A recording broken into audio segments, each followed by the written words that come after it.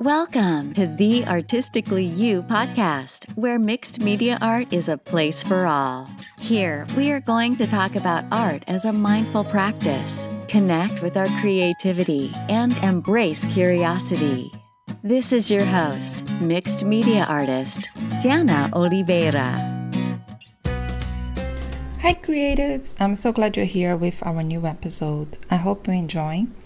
And today I'd like to talk about ways that we could gather inspiration outside social media. I know it's a huge thing that I think we got used as people that want to paint or artists to get inspiration on Pinterest or Instagram.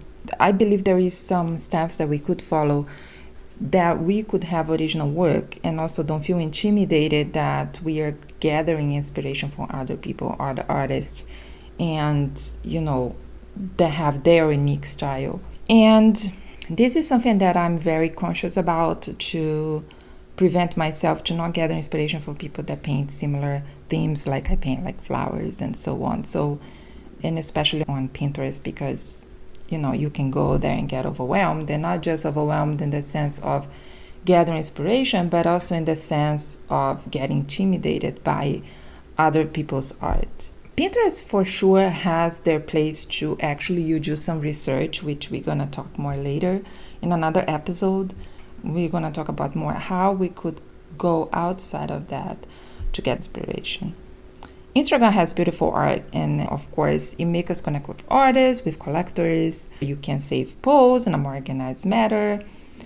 But something that I decided a long time, it was that if I was going to follow an artist, I didn't want it to be influenced by people that have the same style that I have. So usually I follow people that have a totally different style than what I have. Usually abstract artists, or maybe landscapers, or people that paint landscape, or things like that. So first, let's think about what we should not do on especially on Instagram and Pinterest. I think that number one is we should try not to get caught up in Instagram. It can make us compare ourselves and to other people, and we can get influenced by other people's work. And also it can help to lower our self-esteem. I think we can gather inspiration from them as a reference, but not to create new work. And I think it's okay to unfollow people that you feel that influenced you in a wrong way, even though they have beautiful art and they are lovely people. But if you feel that that is somehow making you feel stressed, or you feel that you don't is not as good as them, or if you feel that you don't want to be influenced by their art or their color palette, you should not follow them. At least I don't follow people. I have unfollow a lot of people recently because I think they have gorgeous art, but I don't want to do art like they do. Number two is Pinterest, of course, and Pinterest is the same issue. I know that Pinterest can make us go inside a dark hole that never ends. You get researching and research and research, a lot of beautiful art and inspiration. But the way that I use Pinterest, as I said before, is a little different. And for me, Pinterest is a more kind of documentation, and and I will talk in future episode or maybe a blog post about that. But today I wanted to talk about things that we can do to gather inspiration outside the social media platforms if you're about to create a sketch, or if you want to, sketch of original art that you're going to get started. And number one for me is gather inspiration from your own pictures.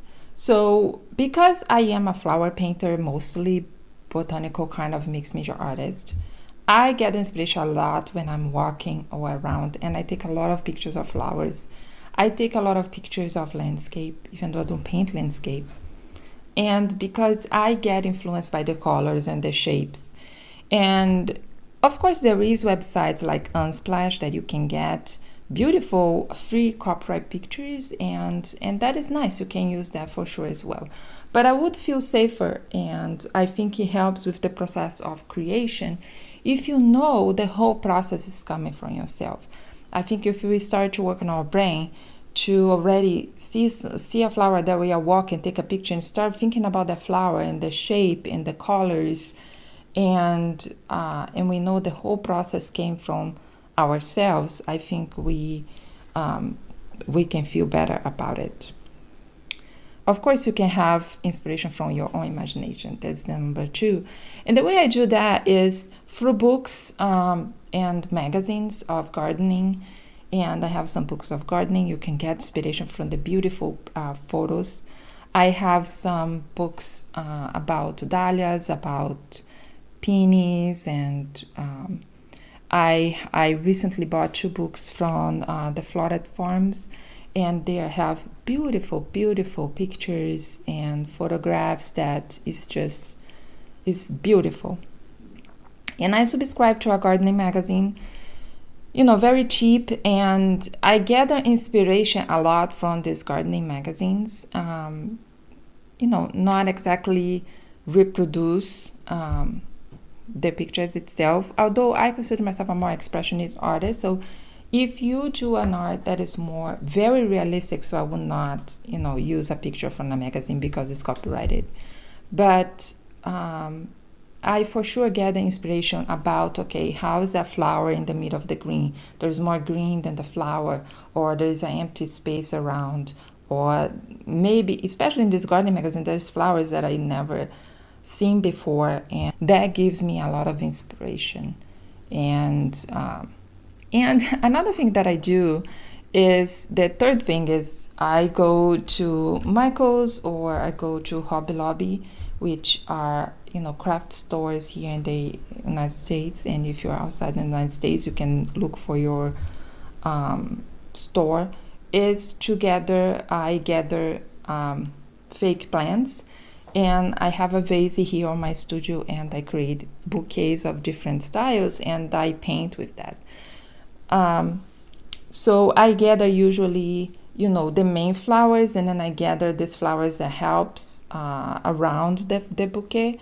So I kind of mix and match, and that way I have endless source of flower arrangement that I can get some inspiration.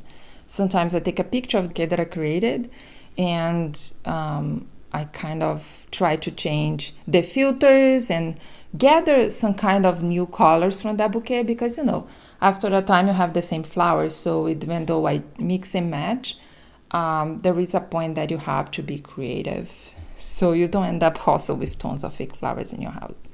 And I think the fourth and the last one here is, here and there, to buy some bouquets, fresh bouquets from the store, a flower store or a grocery store. Grocery stores bouquets are not that great, let's be realistic. But I actually like a lot of bouquets from Whole Foods. I think in the terms of grocery stores bouquet, they are a little better. But if you have a little flower store, here and there, of course, we know they are not cheap, they can be costly.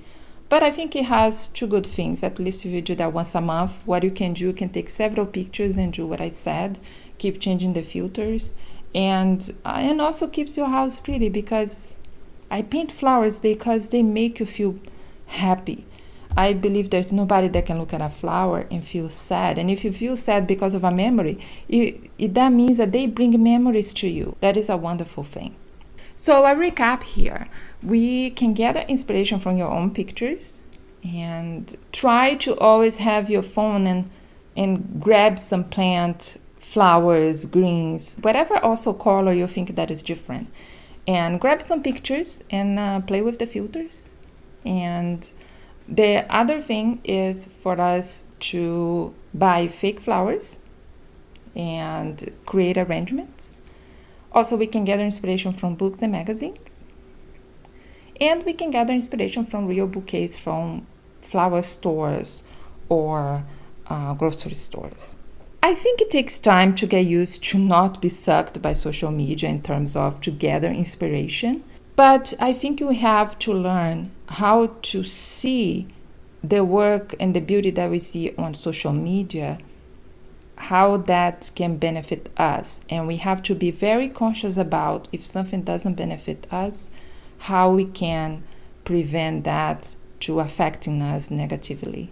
I'm not a person that is totally against social media. I think social media has wonderful things. People just like to talk about the bad things, but I think it has wonderful things.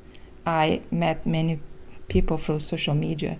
So if you just can separate that and start creating your art and your color palettes from your own unique things that you gather, I think that's going to be a great thing for your artistic growth. And that is something that I continue to work on. And it's something that it's a habit that we have to start to create and also to maintain our mental health. If you have any other tips other than that, please leave your comments in the blog post for this podcast, or you can DM me on Instagram. I would love to hear from you. Also check our YouTube channel, and you can get the links from my Instagram or my website. Thank you so much for listening, and I catch you next time. Thanks for listening. Check episode notes at 2 worldart.com/blog. Connect with Jana on Instagram at Jana_2worlds. And make sure to receive our artful insights by signing up at bit.ly/join2worldsart.